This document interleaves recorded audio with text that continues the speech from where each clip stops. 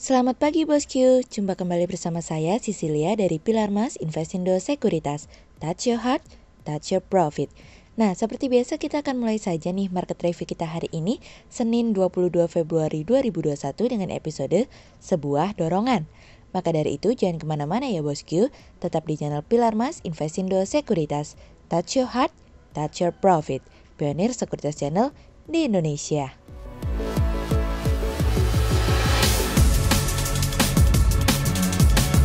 Seperti biasa kita akan mulai dari Global Economics Calendar. Ada berita dari US Market US Manufacturing PMI yang turun dari sebelumnya 59,2 menjadi 58,5. Kemudian ada dari US Market US Composite PMI yang naik dari sebelumnya 58,7 menjadi 58,8. Kemudian ada dari US Market US Service PMI yang naik dari sebelumnya 58,3 menjadi 58,9. Kemudian kita beralih ke corporate news. Ada berita dari PT Bumi Serpong Damai Tbk atau BSDE yang membidik target prapenjualan atau marketing sales bisa mencapai 7 triliun rupiah di tahun 2021 dari kontan.go.id. Kemudian ada dari PT PP Presisi Tbk atau PPRE yang merealisasikan kontrak baru sebesar 2,82 triliun rupiah di 2020 dari kontan.go.id. Kemudian ada dari PT Mahkota Group Tbk atau MGRO yang bidik kontribusi ekspor capai 50% pada 2023 dari kontan.go.id. Pada perdagangan hari Jumat tanggal 19 Februari 2021, IHSG ditutup menguat sebesar 31 poin atau 0,51% menjadi 6.231.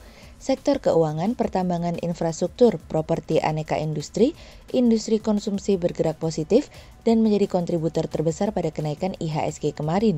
Sementara investor asing mencatatkan pembelian bersih sebesar 15 miliar rupiah. Kemudian kita akan masuk ke market review kita hari ini. Cerita hari ini akan kita awali dari sebuah testimoni, sebuah ekspektasi.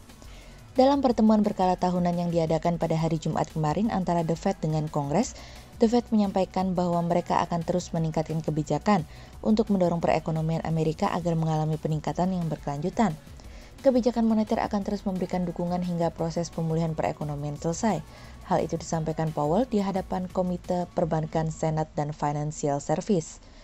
Pejabat The Fed sendiri sudah memberikan sebuah tanda bahwa The Fed akan menunda kenaikan tingkat suku bunga yang mendekati 0 hingga 2023 mendatang.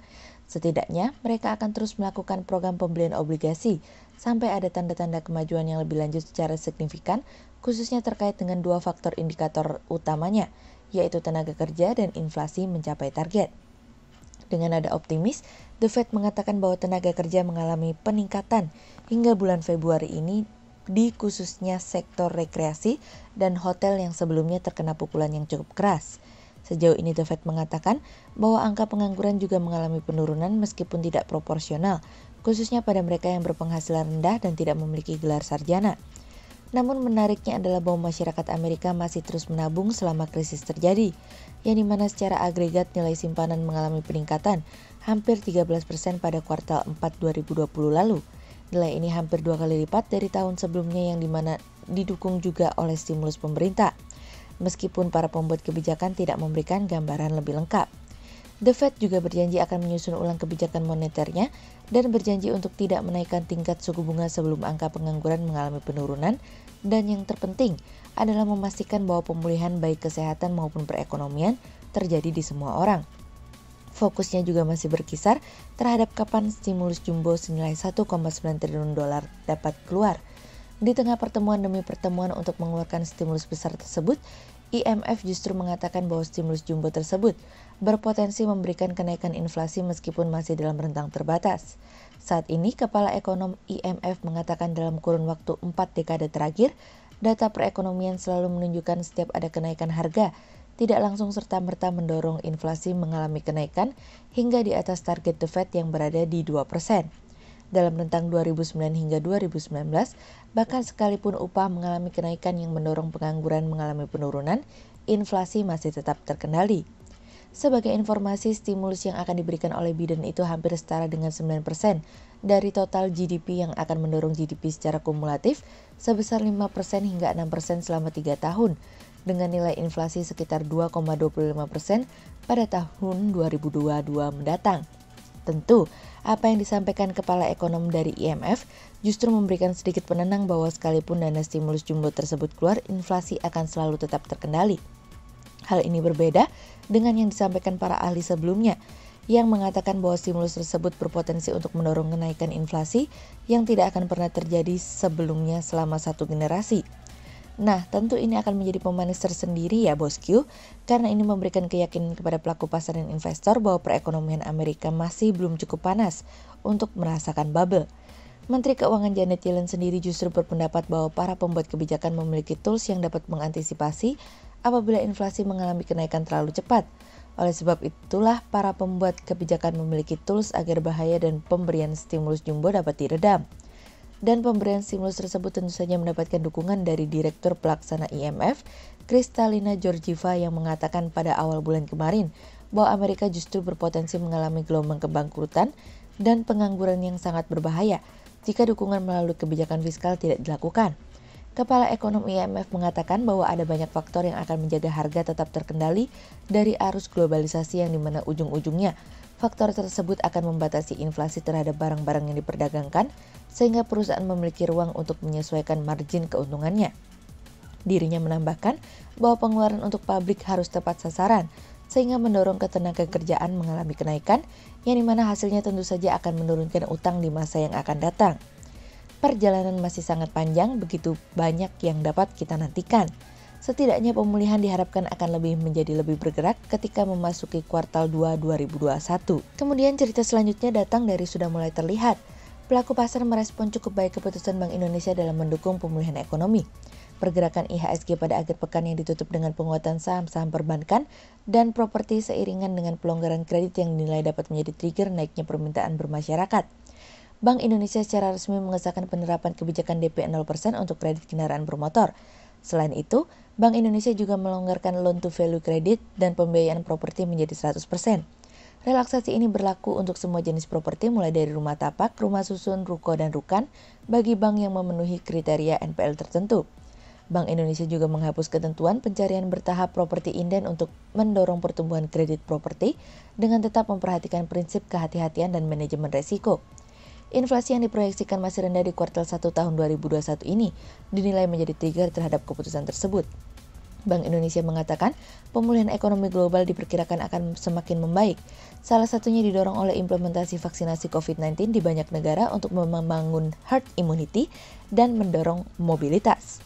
Menurutnya, pemulihan ekonomi global yang lebih tinggi di negara maju akan ditopang terutama oleh Amerika Serikat, sedangkan di negara berkembang didorong oleh perbaikan ekonomi Cina dan India. Kinerja positif dari beberapa negara tersebut terkonfirmasi dari PMI manufaktur dan jasa di Amerika, Cina, dan India yang melanjutkan fase ekspansi. Selain itu, penjualan retail di Cina dan keyakinan konsumen di India juga terus meningkat. Sehingga dengan kebijakan tersebut kami melihat momentum ini dapat bersinergi terhadap stimulus yang saat ini difokuskan pemerintah dan juga program restrukturisasi yang didorong oleh OJK. Sehingga berdasarkan technical analisa, kami melihat saat ini IHSG memiliki peluang bergerak menguat dan ditreningkan pada level 6.173 hingga 6.314. Berikut stock watch pilar emas hari ini ya bosku. Yang pertama ada dari BBRI, kemudian yang kedua ada dari BBCA, dan yang ketiga ada dari KLBF. Berikut dua saham yang kami analisa hari ini ya bosku. Yang pertama ada dari BSDE atau PT Bumi Serpong Damai Tbk yang membidik target pra penjualan atau marketing sales bisa mencapai 7 triliun rupiah di tahun 2021.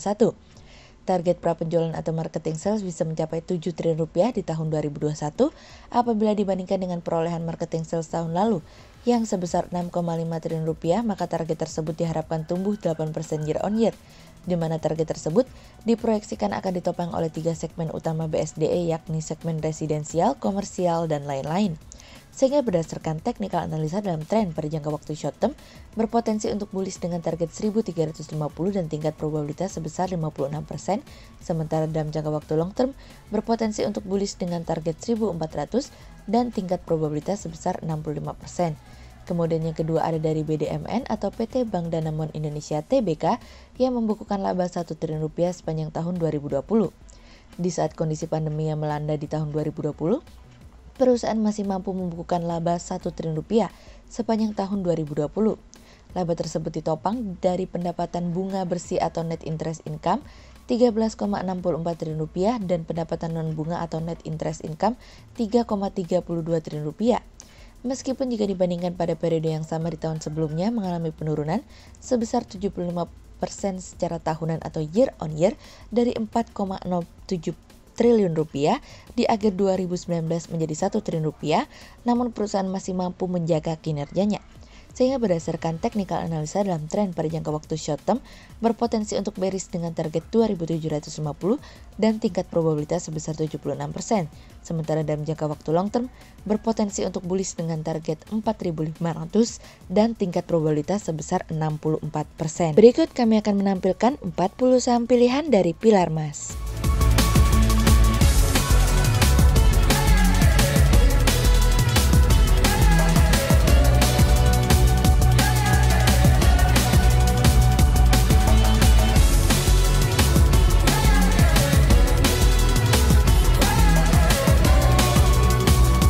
Sekian untuk review market kita kali ini ya Bosku. Untuk info lebih lengkapnya, Bosku bisa download PDF dengan klik link di bawah video ini atau bisa juga langsung akses ke website kami di www.pilarmas-investindo.co.id.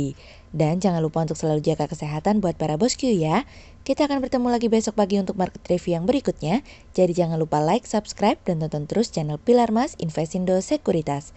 Touch your heart, touch your profit. Pionir Sekuritas Channel di Indonesia.